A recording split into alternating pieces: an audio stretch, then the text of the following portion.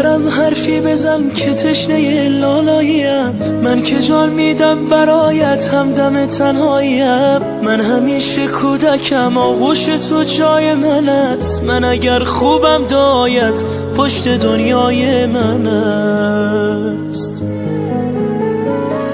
بوسه بر دستان گرمت میزنم شاه دلم، با حضورت خانه روشن میشود ماه دلم. هرچه میخواهد دلم پیش تو پیدا میشود، این همه خوبی چجوری در دلت جا میشود. مادر همه جان و تنم، شوق نفس کشیدنم، به موی تو قسم تویی دلیل زنده بودنم.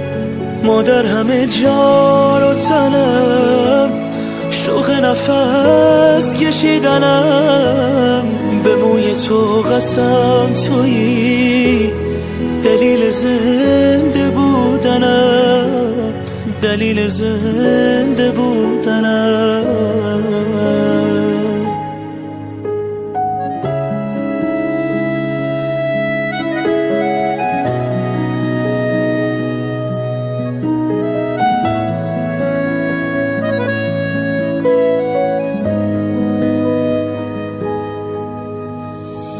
مادرم سنگ صبور بیقراری های من، مرهمی بر زخمای دل تنهای من. مادرم دور تو میگردم عبادت میکنم، مادرم جای خودش عشقم صدایت میکنم. مادرم جانم فدای چهره معصوم تو، هرچه میخواهی بگو من نه نمیگویم به تو.